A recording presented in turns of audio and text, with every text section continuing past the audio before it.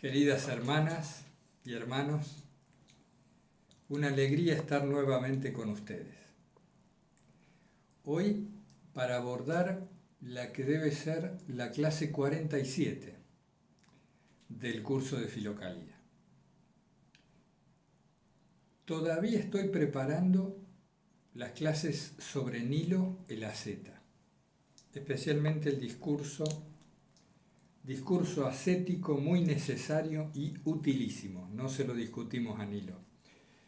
Pero hacía varios años que no abordaba a este autor y me ha resultado más complicado de lo que yo preveía. Quiero prepararles bien las dos clases sobre este texto, así que no las voy a abordar hoy como estaba previsto. Nilo es un autor muy interesante, la verdad, muy interesante. No escribe por párrafos, lo que dificulta un poco más la comprensión y la separación temática del contenido del texto. Nilo permanentemente hace lectio. Se ve cómo él va repasando la Sagrada Escritura y haciendo exégesis, haciendo interpretación muy simbólica, muy alegórica, utilizando metáforas constantemente y trayendo la Biblia, la Escritura, a la vida monástica, a la profesión del monje, al estilo de vida esicasta, que es el que él promueve. Y hay muchos temas de interés. Si ustedes quieren irlo viendo, nosotros tendríamos, respecto de Nilo, la clase que viene y después el encuentro virtual, que también podemos tocar allí un poco acerca de este texto. Este discurso ascético muy necesario y utilísimo va desde la página 293 hasta la página 346. 293 hasta la 346 del volumen primero. Es un texto extenso. Si alguno tiene ganas, tiempo y le gustan estas cosas, puede ir haciendo un resumen, como hizo una vez hace poco el Padre José, y mandarlo. Yo lo publico en la misma página. Voy a seleccionar cuatro textos bíblicos a los que se refiere Nilo para profundizar ahí la exégesis que él hace. Habla también de la forma de vida de los monjes y de cuánto daño hacen quienes tomando esta profesión se vuelven luego atrás. Habla de la filosofía y de la filosofía con Cristo y la diferencia de aquella que profesan los judíos y los griegos en su época.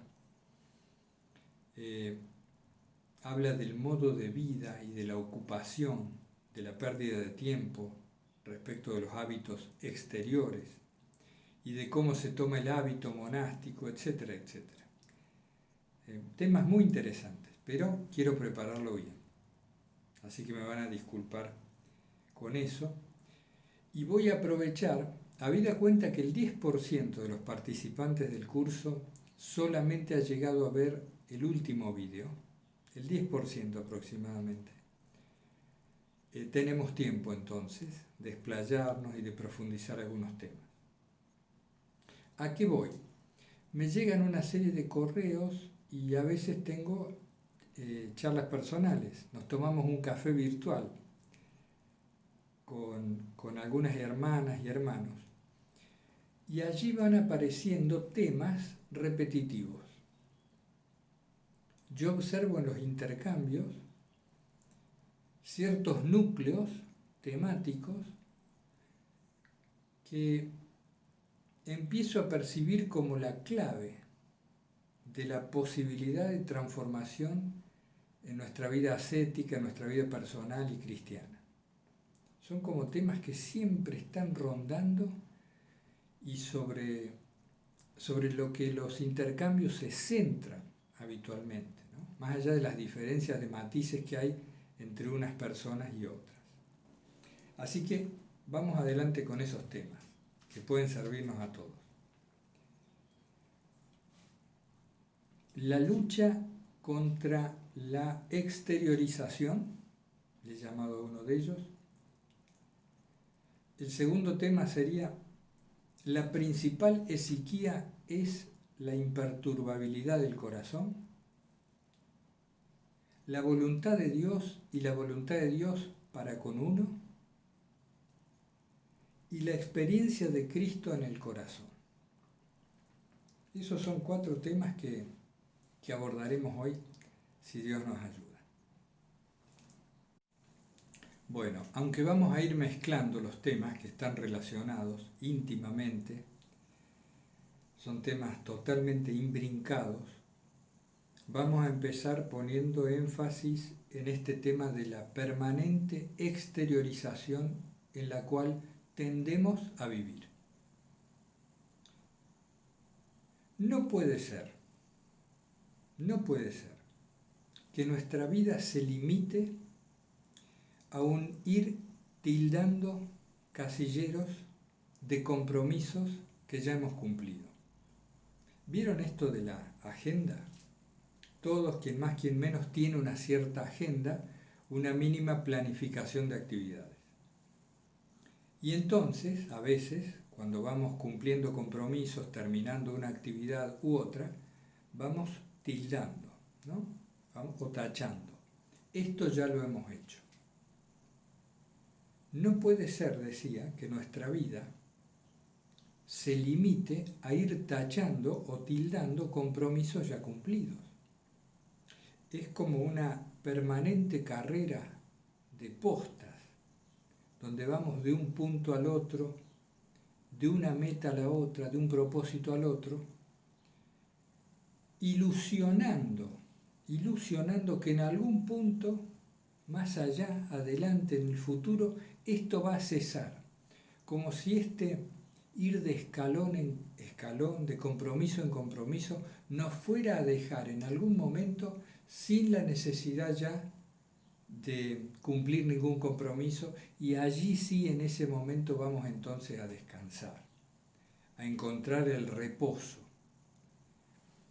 En otras palabras, le ponemos a nuestra vida y a nuestra búsqueda del descanso profundo en Dios, le ponemos una serie de requisitos interminables, la mayoría de ellos en el mundo que llamamos exterior, para recién ahí permitirnos el descanso. Pero días atrás hablábamos con una hermana muy querida, que la vida debiera ser, lo vamos a expresar afirmativamente, que la vida debiera ser como una gran vacación, de camino a la casa del Padre. Nosotros estamos en el exilio, podemos verlo así, o también podemos verlo como una vacación mientras nos dirigimos hacia el hogar verdadero, la patria celestial, la casa del Padre. No se contradice en realidad esto del exilio y de la vacación. Depende un poco el punto de vista desde el cual uno lo ajuste. Esto puede ser visto como un exilio en gran parte debido a la primacía que tiene el cuerpo y que tiene la mente sobre nuestro espíritu. Nos hemos acostumbrado así, a creernos más cuerpo, más materia, y a creernos más pensamientos que espíritu inmaterial, y debido a esta costumbre andamos penando, cargando con el cuerpo y con la mente. Y esto es verdaderamente un exilio. Esta vida es un exilio en tanto no percibimos la presencia de Dios sin esfuerzo en el día a día. Esta vida es un exilio en tanto no percibimos la presencia de Dios sin esfuerzo en el día a día. En cambio, cuando esta presencia empieza a hacerse presente y esto nos empieza a resultar natural, fácil, simplemente poniendo una cierta actitud, la verdad que ya no se siente como un exilio, sino empieza a transformarse en una especie de gran vacación. Me gusta el término, pero puede prestarse a confusión. Vamos a aclarar un poco. Cuando decimos gran vacación, las vacaciones, no nos estamos refiriendo a una ausencia de trabajo, a una ausencia de movimiento, a un estarse negligentemente tirado en la playa todos los días de la vida, sino a un modo interior de vivir en la despreocupación, término que también suele generar controversia. ¿Se acuerdan del término la santa indiferencia? Ese ya suena mejor, ¿verdad? Una sana despreocupación, confiados, asentados, afirmados en la voluntad de Dios. Entonces puede haber una persona muy activa en el mundo exterior o con apostolados sumamente activos y sin embargo permanece dentro relajado, sin preocupación, en una alegre confianza. Y esto no como conceptos, como realidad práctica de vida real y accesible a cualquier persona. Por eso me parecían que son temas importantes. Porque ¿de qué sirve al fin de cuentas el curso de filocalía, el de fenomenología, si no empezamos a vivir la alegría del cristiano? Y la alegría del cristiano tiene que ver, más que nada, con la confianza en la redención y por lo tanto también en la resurrección del corazón, que ya se ha operado, que ya está actuante. Si nos queda como conceptos, sirve de poco. Entonces, mientras nosotros nos ligamos, nos relacionamos a las actividades diversas que vienen impuestas por el medio y a las que nosotros por nuestros propios deseos nos adherimos,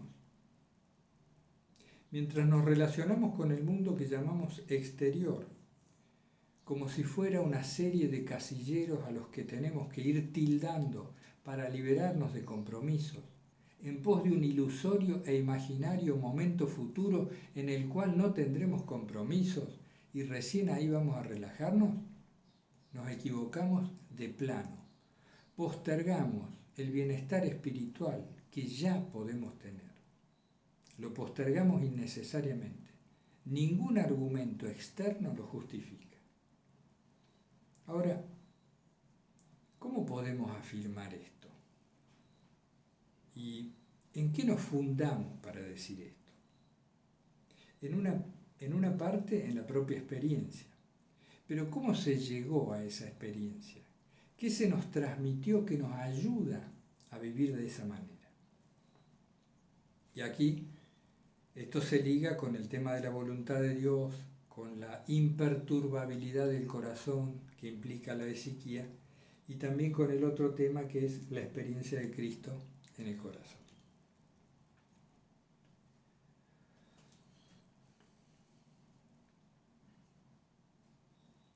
Ustedes saben que hoy en día está la teoría quizá más en boga o más aceptada por la comunidad científica y por lo tanto por los divulgadores de la ciencia y por lo tanto la opinión pública en general. La teoría más en boga acerca del universo es aquella que afirma que en un momento determinado un punto de gran concentración de masa y de energía, un punto infinitamente pequeño pero infinitamente denso, así lo plantean, hizo una explosión de energía y finalmente aparecemos acá, ¿no? El Big Bang, la gran explosión. Un punto infinitamente denso, muy potente, cargado de energía, un buen día explotó, se pusieron en marcha ciertos fenómenos que generaron elementos básicos que derivaron luego en partículas y finalmente se empezaron a formar unas nebulosas que la onda expansiva de esta explosión la hizo girar así y allá, y así seguimos y seguimos, de una causa a un efecto y de una causa a un efecto, y como decía un amigo ya hace muchos años, termina todo este gran proceso universal con un gordito sentado en un bar en Wall Street fumándose un habano, ¿no? Una cosa increíble. Es decir, de todo eso terminamos acá, en este mundo tan complicado que tenemos y tan atareado. Esta teoría, si uno la examina desde cierto punto de vista, es bastante risible, porque si nosotros de verdad creemos eso, tenemos que obviar ciertas preguntas que quedan pendientes. Y esto también nos ocurre si adherimos a la visión creacionista, donde un buen día Dios, que ya existía por cierto, genera la creación, como todos conocemos, por ejemplo a través del relato del Génesis y también a través de relatos de otras culturas que tienen mucha similaridad con el Génesis en su parte troncal, en el centro, que viene a ser que nuestro buen Dios, un buen día, puso en marcha el espacio, el tiempo, en definitiva la vida. Es muy pariente el Big Bang de la creación o de la teoría creacionista. Siempre las he visto muy similares, no opuestas.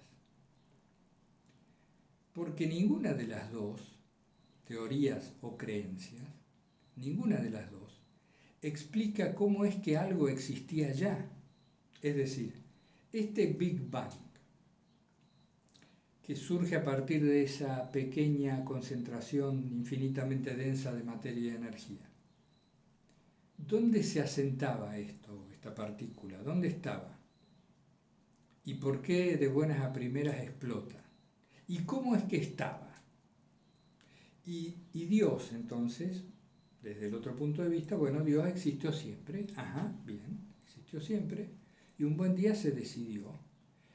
¿Pero por qué se decidió? ¿O por qué explotó el Big Bang? ¿Y por qué las cosas son como son? En definitiva, para no cansarlos, ¿no? Porque este tema me apasiona y puedo estar horas. En definitiva, ¿por qué razón existe la existencia? ¿Por qué razón existe la existencia?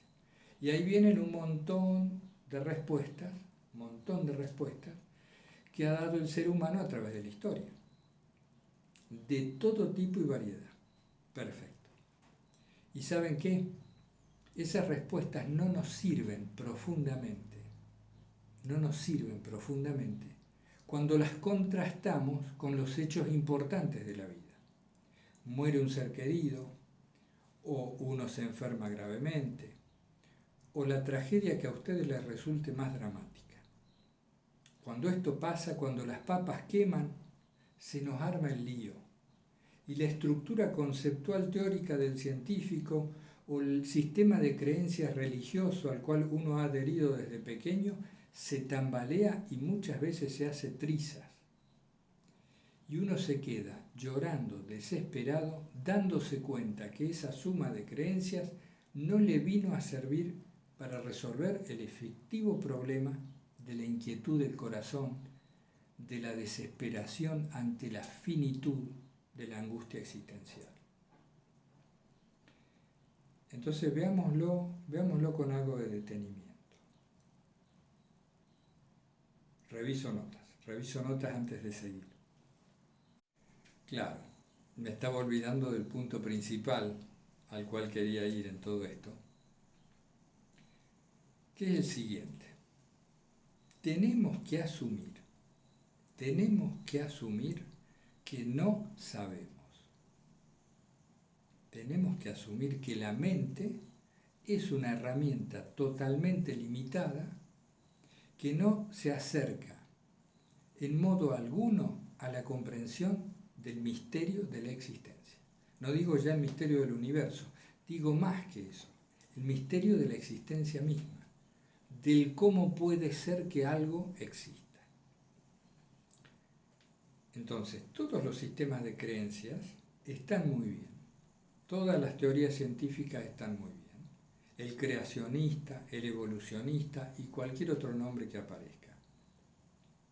Nuestra fe está bien, pero si entendemos que no sabemos, no sabemos. Por lo pronto, una cosa es creer y otra cosa es saber. Partamos de ahí, no nos asustemos, empecemos de eso, que es una realidad que creo todos vivimos. Si me equivoco me lo dicen, pero una cosa es creer y otra cosa es saber. Y en cuanto a la existencia, no sabemos nada. Un buen día nos hemos encontrado aquí, se nos han dicho un montón de cosas, se nos han transmitido una serie de creencias, de conceptos, algunos nos han parecido bien, otros no, y así hemos ido adhiriendo o rechazando estas diferentes concepciones.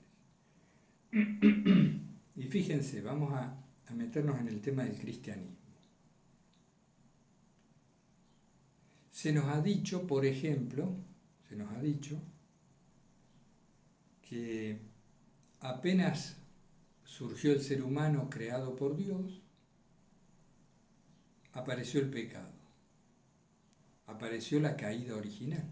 Es decir, teníamos una condición edénica, una condición de bienestar profundo, cierto, hasta la inmortalidad.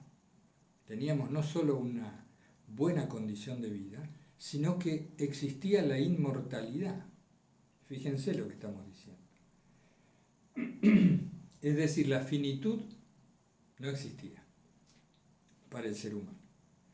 Un buen día se produjo el pecado original, que se nos muestra, por ejemplo, en el relato de Adán y Eva y en el de otras culturas también, con matices. Algo hizo este ser humano que acarreó sobre sí desgracia infinita. Y no solo una desgracia infinita para sí, como individuo, sino para toda su descendencia. Madre mía, me decía yo cuando escuchaba esto en la catequesis, cuando iba a la catequesis parroquial. Pero, ¿qué culpa teníamos los descendientes, no? Bueno, se me daban toda una serie de explicaciones, está muy bien. No me convencían, no era fácil de convencer uno. Y tampoco es que las respuestas que se nos dieran, uno percibiera que aquel que nos daba la respuesta realmente sintiera en el corazón lo que estaba diciendo, ¿no? Es como cuando uno repite un discurso aprendido, está muy bien y bueno, gracias por repetir el discurso, pero vamos, uno sentía que no había un encaje allí. Y tampoco veíamos coherencia en la vida de aquellos que nos transmitían el discurso y por supuesto tampoco en la propia vida. Entonces, viene a suceder que un buen día aparece la existencia y viene a suceder que otro buen día algún antepasado hizo una macana y la estamos pagando nosotros. Ustedes discúlpenme la franqueza, pero complicado de entender. Y viene a suceder que después, un buen día, y damos gracias por cierto, Dios dice, voy a mandar a mi Hijo para que cargue sobre sí todos los pecados del mundo, todos los males que ustedes han hecho, y entonces van a ser perdonados por mí. Y si se comportan de cierto modo, los voy a restablecer a la condición edénica, ¿no? Digo, en una supersíntesis. Planteado así, esto tampoco termina de cerrarnos, o de cerrarme, porque la mente nos decía, ya entonces, al escuchar estos relatos, la mente nos decía, pero caramba, Padre Santo, si tú me has creado y si tú has creado al ser humano, ¿por qué lo has hecho con la capacidad de hacer el mal? ¿Y por qué has hecho las cosas de este modo? ¿Por qué hay que sufrir y toda esta cuestión? por qué tantos y tantos han pagado lo que hizo uno allá al principio? ¿Por qué nos has metido en este lío? ¿No? Y esto no como una falta de respeto, sino como un corazón que se abre a Dios y le pregunta, pero ¿cómo es el asunto? Nuevamente las respuestas que se nos daban y las respuestas bíblicas, las interpretaciones que se dan de los textos bíblicos, no terminaban de satisfacer la curiosidad y la genuina interrogación que el corazón se hacía ante lo que percibía como el mal en el mundo. Y muchas veces las normativas, las regulaciones, a veces hasta los mandamientos mismos, en alguna parte de ellos, nos resultaban complicados de seguir, de cumplir, habida cuenta de los automatismos, de las mecanicidades que encontramos en el propio cuerpo y en la propia mente. Entonces todo esto a estas alturas resulta una ensalada complicada de digerir y en mi percepción personal esto está en la raíz, esta falta de consistencia de base en las principales respuestas que necesitamos está en la raíz de muchos de los problemas que tiene el mundo, que tiene el cristianismo y que por cierto tiene la Iglesia, que ha hecho una enorme contribución a la historia de la humanidad, en el buen sentido y también, con todo respeto y dolor lo digo, en el mal sentido. Entonces, la inconsistencia al ser humano de hoy ya no le resuelve el problema existencial. Demasiada información tenemos ya a través de los diversos aparatos con los que extendemos el potencial de nuestros sentidos, vemos más allá, tenemos muchos más elementos para relacionar esta información y comprensiones nuevas aparecen en nosotros. Ya no nos bastan explicaciones simplistas que además no tienen sustento en el corazón de quien las transmite. Esto es importante. El tremendo valor que tiene la Eucaristía, por dar uno de los ejemplos más caros a todo cristiano, el tremendo valor que tiene la Eucaristía, muchas veces es pisoteado por los oficiantes mismos que no tienen idea en su corazón de lo que están transmitiendo ni de lo que están oficiando. ¿No es verdad? Con todo el respeto y el amor a la Iglesia que le tengo, esto la está destruyendo por dentro, la está carcomiendo, sin llegar a los límites que ustedes ya conocen de los escándalos de las últimas décadas que han salido a la luz, pero que siempre estuvieron, porque todas estas cosas están en la raíz del funcionamiento maquinal del ser humano en todas las culturas e instituciones. ¿De qué estamos hablando? De esta exteriorización. Volvemos al tema con el cual empezamos. La raíz de toda exteriorización, de toda salida para afuera, de este vivir como si viviéramos cuando en realidad no vivimos, simulamos que vivimos, de esta radical inautenticidad que padecemos. En esta exteriorización está la pregunta y la respuesta. Este es el punto, ahí hay que encontrar la solución. ¿Por qué exteriorizamos de continuo? ¿Por qué simulamos? ¿Por qué nos ponemos el hábito y no somos monjes? ¿O por qué nos llamamos cristianos y no nos comportamos como cristianos? Porque hay una inconsistencia de base. No nos hemos respondido las principales preguntas de la vida de corazón. Las hemos respondido teológicamente, en el libro de allá, en el discurso de acá. Pero, ¿de verdad nos da respuesta? ¿No está faltando algo? El otro día les voy a decir algo que a mí me sorprende de llegar a decirlo. Me sorprende no solo de sentirlo, sino de decirlo también. Pero al final de cuentas, queridas amigas y amigos, hermanas y hermanos, al final de cuentas, esta vida es corta. Y si uno no abre el corazón y no intenta vivir con autenticidad, ¿qué sentido puede tener? ¿Qué sentido puede tener? El otro día charlaba con otro amigo muy querido, un hermano que conocí a raíz de estos cursos, y llegamos a una afirmación sorprendente. Se produjo en el diálogo una afirmación sorprendente. Porque ustedes saben que hoy en día está en discusión, debido a tantas investigaciones e informaciones y datos, hasta está en discusión la existencia histórica de Jesús. Quizá no en vuestro convento, no en nuestra parroquia, no aquí o allá, pero sí está en discusión en el mundo académico y muchos de ellos, muchos de estos fundamentos y argumentos tienen, ciertas argumentaciones bastante atendibles, igual que las otras que dicen que efectivamente Jesús es un personaje histórico, visto fuera del ámbito de la fe, en donde es Dios que vino a salvarnos. Y en esta conversación caíamos en cuenta,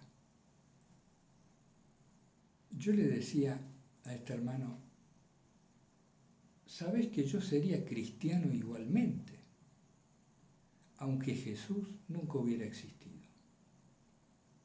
Aunque Jesús nunca hubiera existido, yo sería cristiano igualmente. ¿Y cómo puede ser esto? Yo me sorprendía de la propia afirmación y decía, pero ¿cómo se explica esto que uno está diciendo? Bueno, porque hay una cierta experiencia de Cristo en el corazón.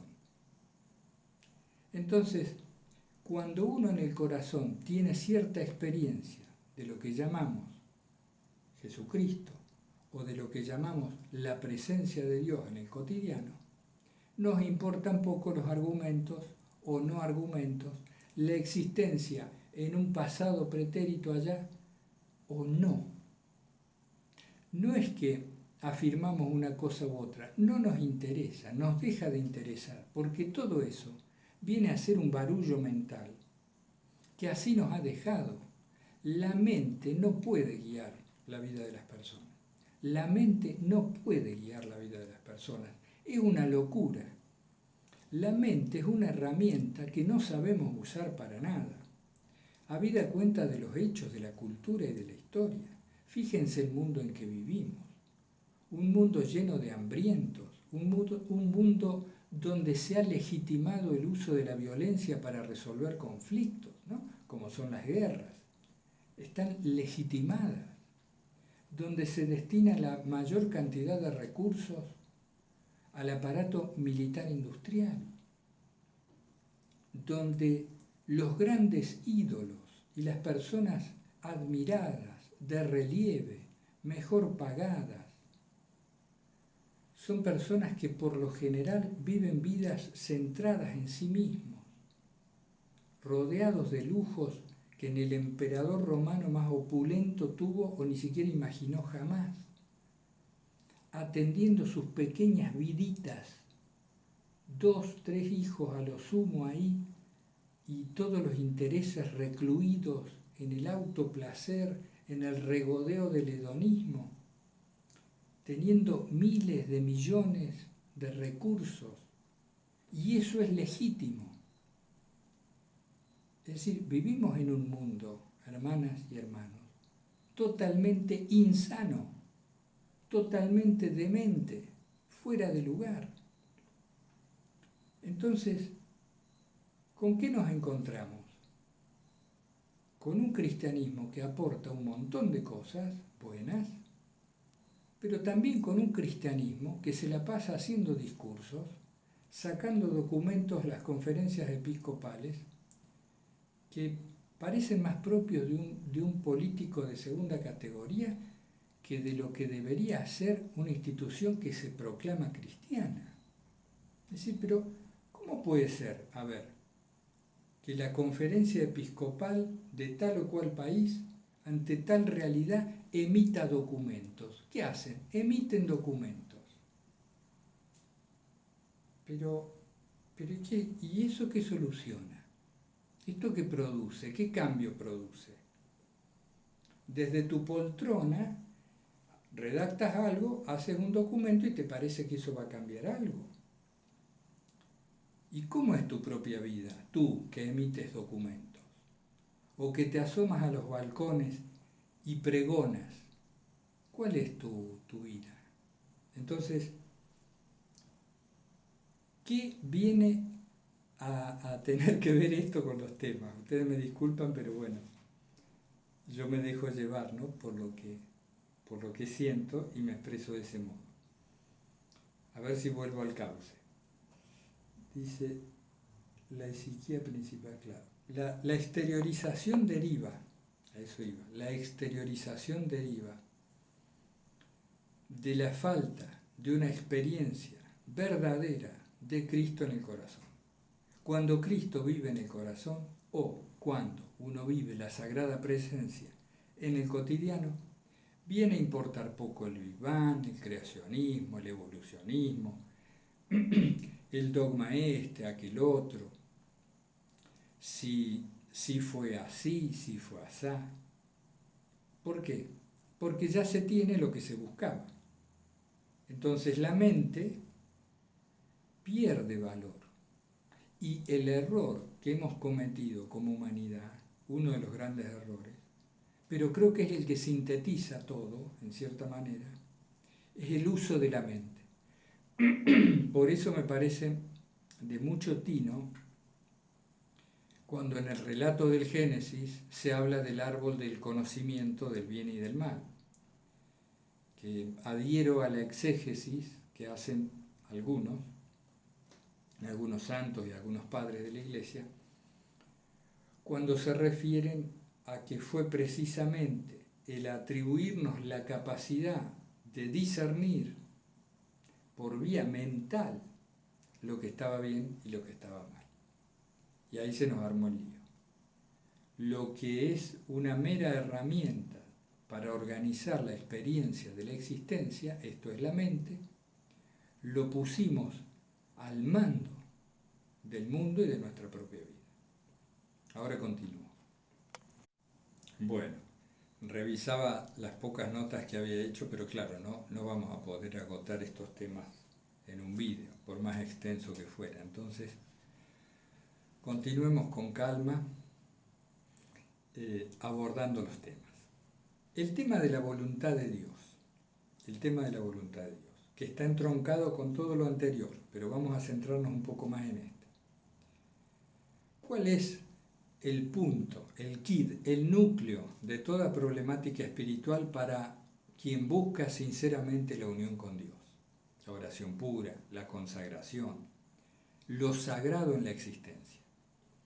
El núcleo es el famoso tema de la voluntad de Dios. ¿Cuál es la voluntad de Dios? Es la pregunta recurrente. Y sobre todo, ¿cuál es la voluntad de Dios para esta persona en particular, que soy yo, que tanto sufro desde que abrí los ojos a esta existencia y que desespero de alcanzar una paz que hasta ahora no se ha encontrado? Entonces, la gran pregunta siempre ha sido, en todo intercambio y en toda la historia, ¿cómo discernir la voluntad de Dios para con uno? Fíjense, tampoco por acá la mente es la respuesta. Tampoco por acá.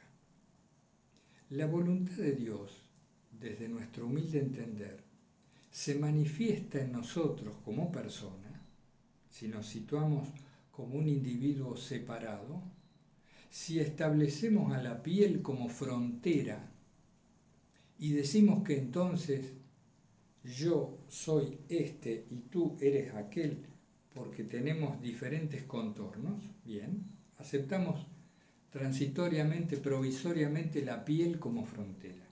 Si me sitúo allí y me digo cuál es la voluntad de Dios para conmigo, la mejor respuesta que hemos encontrado hasta ahora, personalmente, es aquella que da paz al corazón. Yo he visto y he conocido, y me ha pasado a mí mismo, muchas personas que se debaten durante años y hasta décadas respecto del discernimiento de si debo ser, por ejemplo, debo casarme o debo ser cura, o debo ser monje, o en esta o en otra congregación, o si he de vivir en este país o en el otro. Cualquier tipo de dicotomía puede llevarnos gran parte de la vida si se busca resolver esa dualidad, esa dicotomía desde la vía mental, haciendo una lista de pros y de contras, como si se tratara de ver en qué supermercado se encuentra mejor precio, mejor oferta. La voluntad de Dios para con uno se expresa en una calidez y en una paz del propio corazón. Cuando uno se imagina que se va a encaminar hacia esta acción o que se va a encaminar hacia esta otra, ya antes de ejecutar estas acciones, ya está sintiendo algo en el corazón que le da un indicador claro. Y si esto no basta, uno puede principiar la acción, empezar esa acción y rápidamente tiene muestras. Pero claro, esto requiere de valor, de arrojo y de confianza en Dios. Porque dice, pero ¿cómo? Yo me imagino tal cosa y eso me da cierta calidez en el corazón y tú te crees que eso me basta para a lo mejor cambiar mi modo de vida o hacer toda una serie de transformaciones en mi medio que pueden llegar a traerme dolor o consecuencias. No, lo que estamos diciendo es que si sientes esa calidez, esa sensación de encaje profundo, al seguir lo que sientes ahora sí como tu propio camino, anclado en la confianza en Dios, te dispongas y lo lleves adelante. Y nos dejemos de vueltas.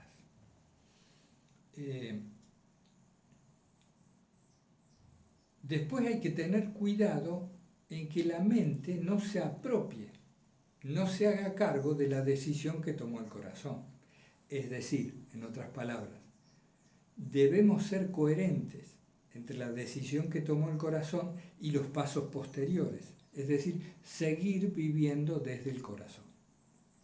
Cuando hablo del corazón, quiero que se bien entienda el término, hablamos del corazón espiritual, de la ermita interior, del Umgrund, de la profundidad del alma, de la que hablaba el maestro Eckhart,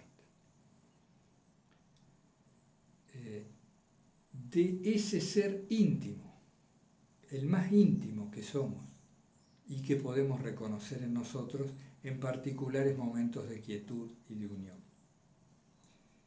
Bueno, ahí hemos hecho un recorrido de temas. Vamos yendo y viniendo. Cuando nosotros notamos inquietud en nuestra vida cotidiana, cuando notamos inquietud, cuando caemos en la exteriorización, es decir, en ese ir tildando casilleros de una actividad a la otra, cuando percibimos que no nos podemos estar quietos en el momento presente, sino que tenemos que salir ya arrojados a hacer cualquier otra cosa, justificada como sea. Cuando esto nos ocurre, nosotros tenemos que saber, podemos tomar esto como indicador claro de que hemos perdido el norte, estamos fuera del centro, en suma, no estamos con Cristo en el corazón, no, estamos fuera. Pero esto de que nos hemos salido del centro, no tiene que ser un dato, tiene que ser el aviso y detenernos. Tenemos que darle importancia, eso quiero decir. En ese momento tenemos que parar. No importa si estamos en medio del trabajo, en medio de la calle, tenemos que detenernos lo antes posible y poner como prioridad la vuelta al centro. Volvemos al centro. y ahí retomamos las actividades que querramos hacer o que son nuestro deber llevar adelante. Pero no tenemos que seguir justificando este vivir exteriorizados, que es como si viviéramos aunque no vivimos, la existencia inauténtica. ¿Cómo hacemos entonces? Vuelvo un poco, creo, a hilar con lo del principio. ¿Cómo hacemos para resolver todos estos interrogantes que hasta ahora fueron respondidos sin consistencia en nosotros mismos? Que no nos ayudan cuando las papas queman, cuando la vida se torna trágica o dramática, cuando la finitud nos muestra su sombra. ¿Cómo hacemos? Bueno, todo eso del Big Bang, todo eso de la creación, tenemos que tenerlo en cuenta. ¿A qué voy? Sinceramente, yo me imagino que a algunos de ustedes esto les debe parecer totalmente fuera de lugar. Y bueno, está bien, es muy respetable. Pero el único modo que he encontrado de confiar en la voluntad de Dios es atendiendo a lo que conozco, atendiendo con atención a lo que conozco. Un buen día se pusieron en marcha las cosas, se puso en marcha la existencia. Parece que un buen día hubo tiempo, hubo espacio, hubo cosas, planetas, galaxias, estrellas, personas, etcétera, etcétera. Y todo eso, las precisas órbitas de los astros, las estaciones climáticas, el agua, el hecho de que ciertos alimentos puedan ser introducidos en el cuerpo y esto les sirva para vivir, y que además el cuerpo por sí mismo se encargue de respirar y de excretar lo que le sobra, y que circule la sangre, y todo lo... Ustedes ya me han escuchado hablar de esto.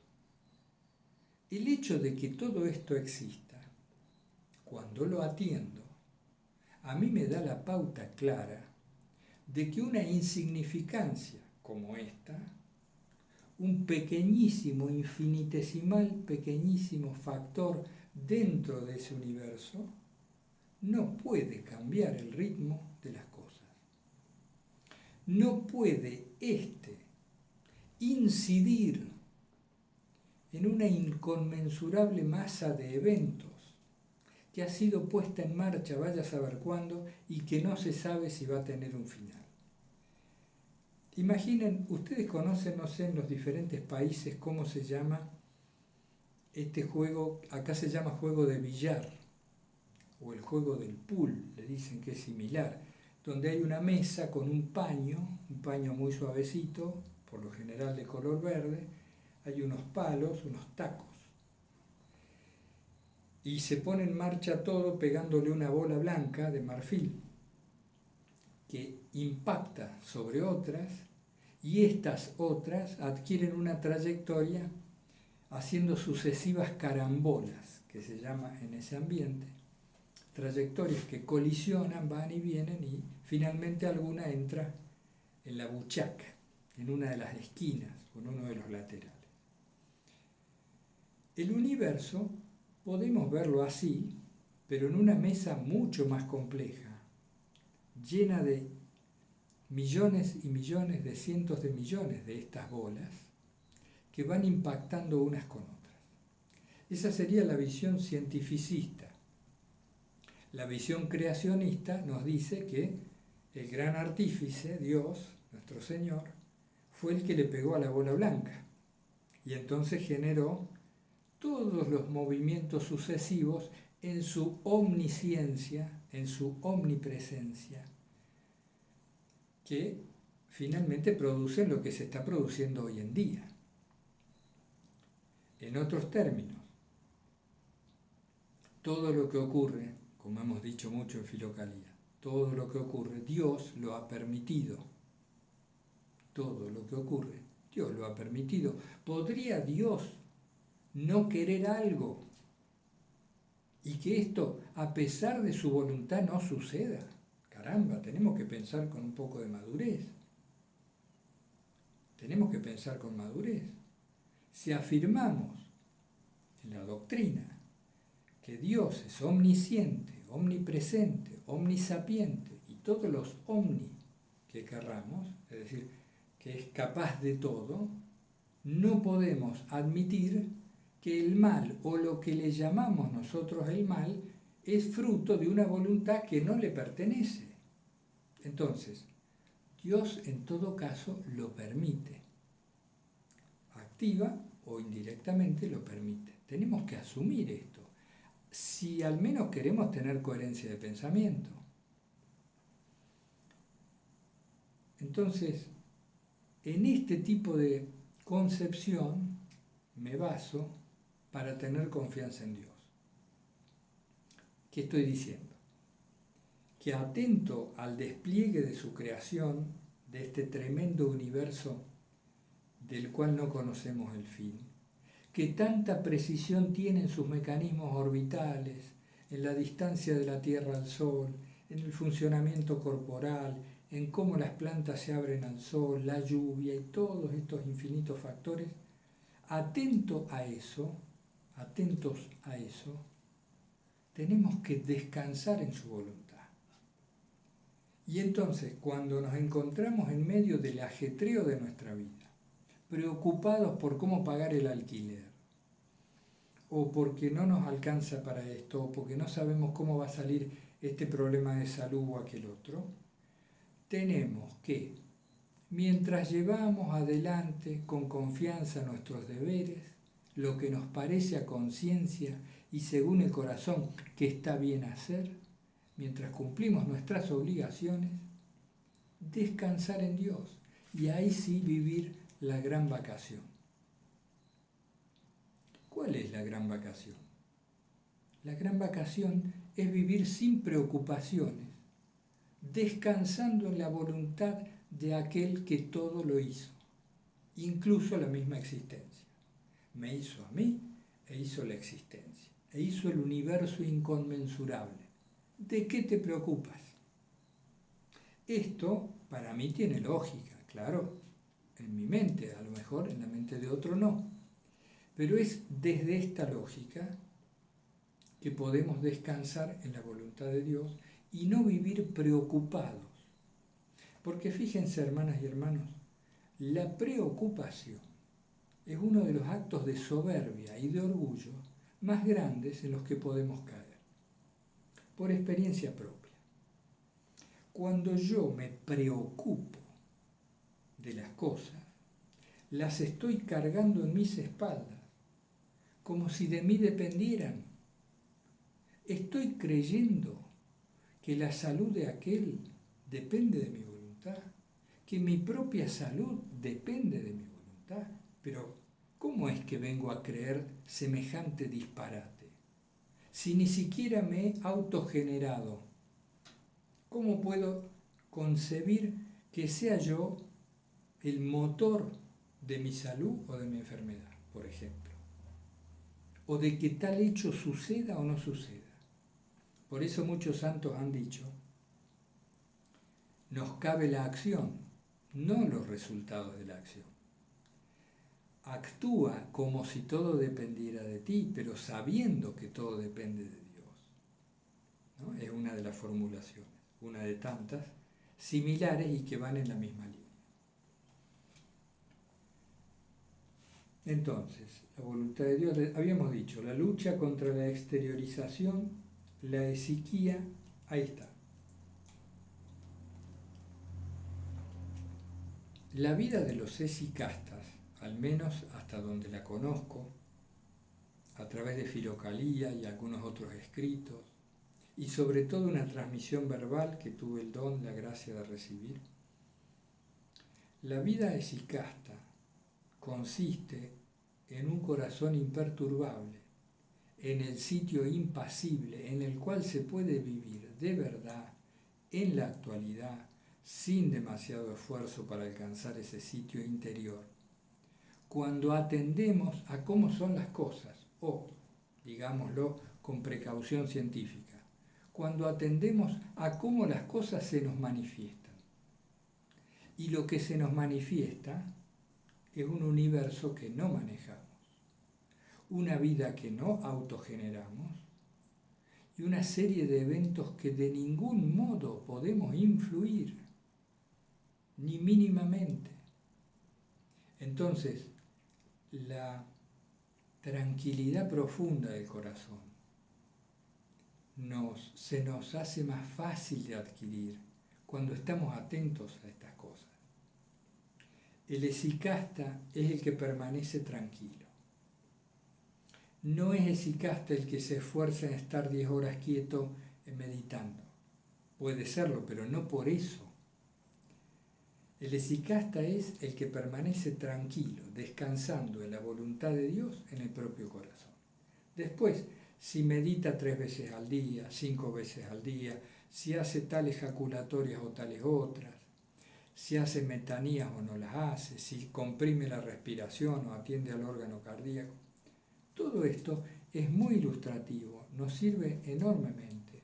Por eso hacemos el estudio de Filocalía. Pero yo creo que la gran enseñanza de esta gente es un poco la que les he intentado transmitir en este vídeo, un poco desusado o poco habitual para el que estábamos acostumbrados. Bueno, hago una revisión final en las notas a ver si puedo sintetizar toda esta maraña y terminar. Muy bien, hermanas y hermanos, amigas y amigos, ya para terminar, estaba revisando un poco las notas, que habían sido muy poquitas, eran los títulos nomás de los temas.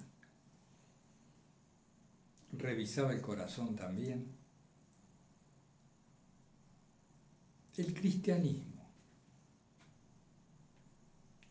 El cristianismo nació de una profunda experiencia interior de quienes vivieron con Jesús, con Jesucristo.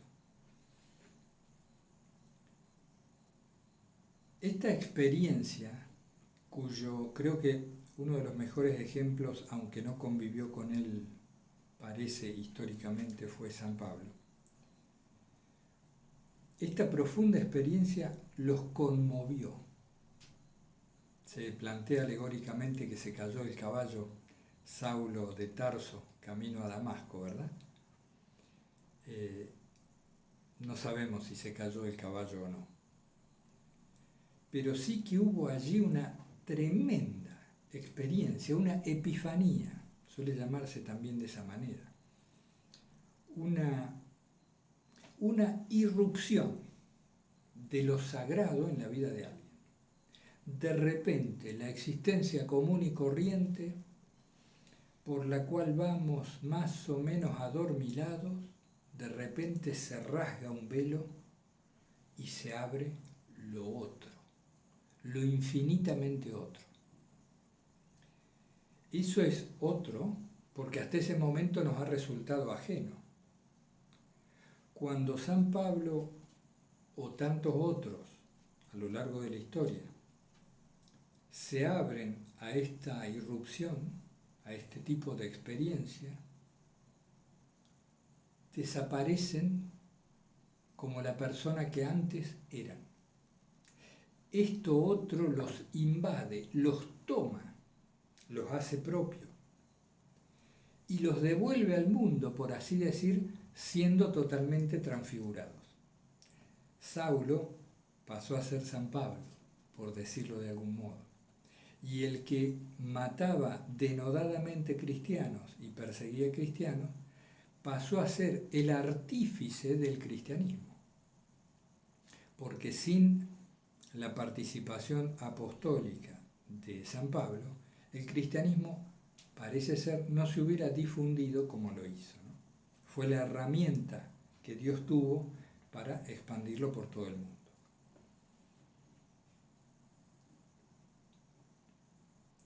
La experiencia original que vivieron los primeros cristianos los llevó a hacer lo que hacían.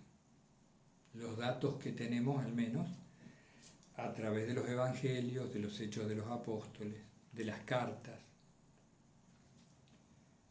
Es decir, vivían una vida coherente, unidos en oración en común, ayudaban, ejercían la caridad práctica, tenían los bienes en común y un montón de otras cosas que ustedes saben.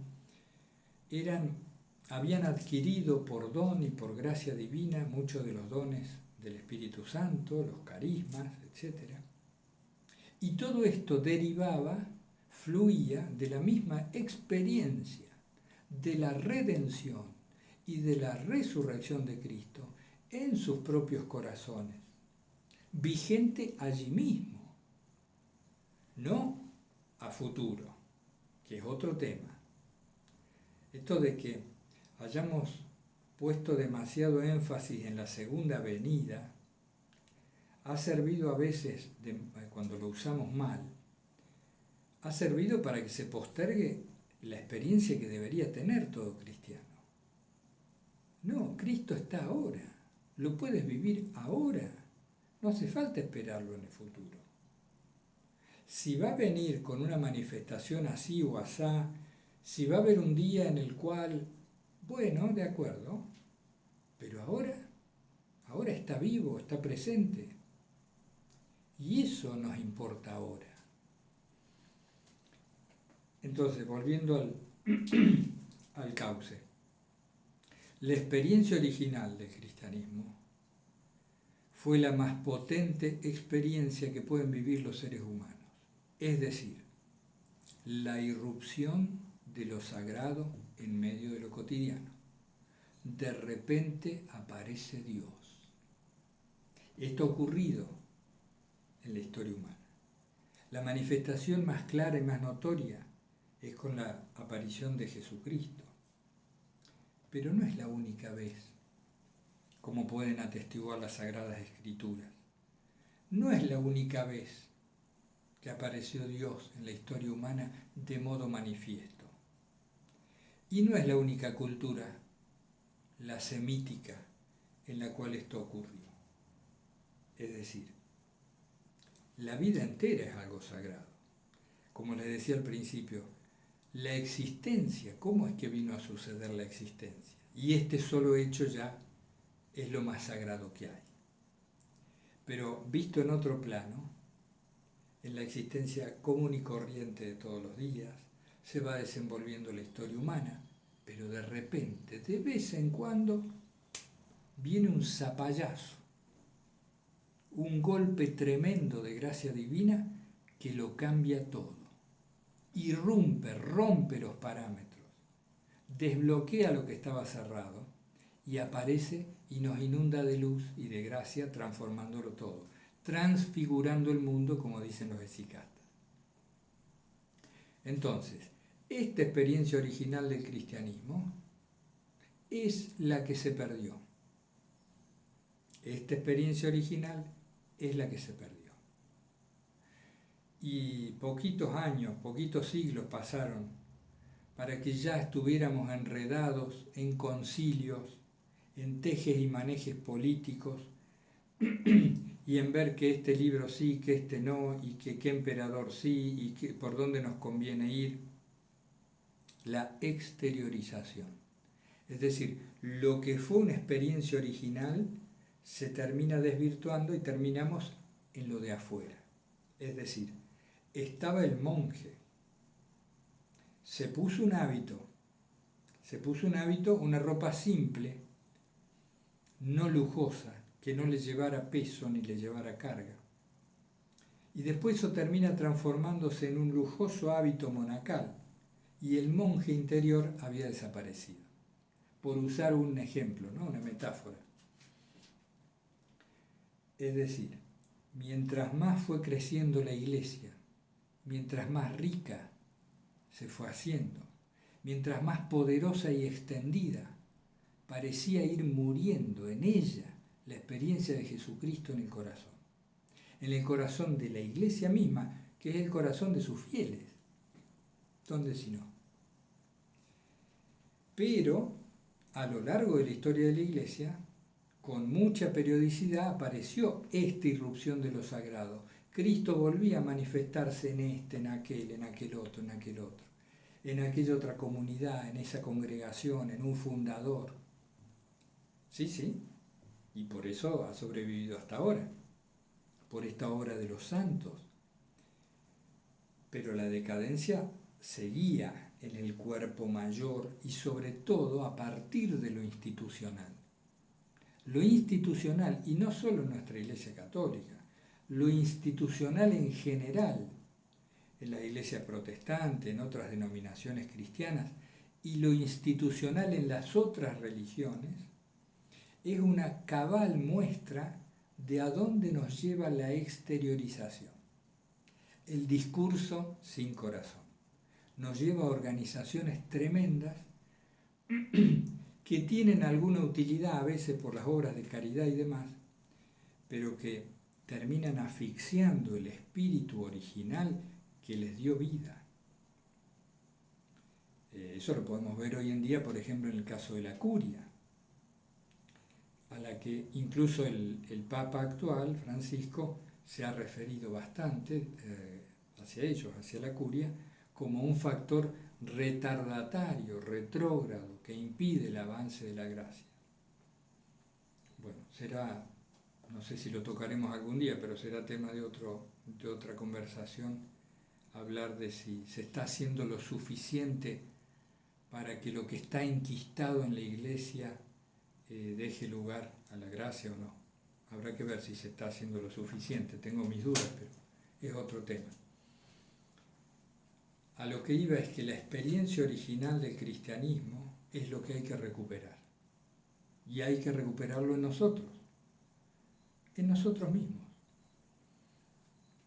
Y esa experiencia no se va a recuperar en nosotros si no atendemos a los hechos manifiestos de nuestra vida y que son y nos llevan rápidamente a la conclusión de que todo lo que ocurre depende de la providencia de Dios.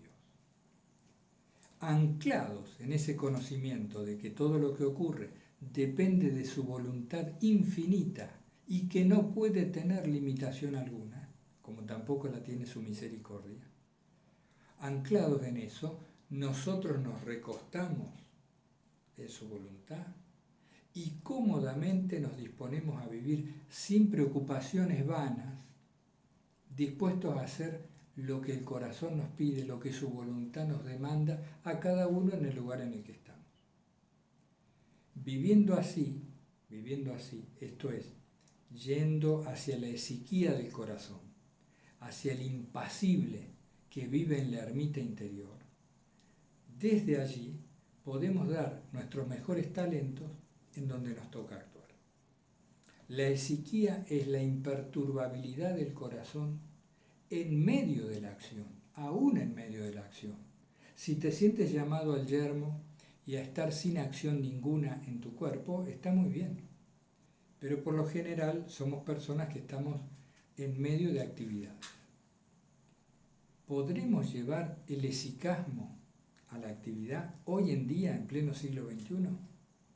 Pero antes, ¿podemos ser verdaderos esicastas hoy nosotros? ¿Y cómo podemos ser esicastas si no encontramos una plena confianza, un descanso que nos haga vivir rumbo a la casa del Padre, pero como si estuviéramos de vacaciones? ¿Qué pregunta? Bueno, una clase atípica, ¿no?, de filocalía, se darán cuenta.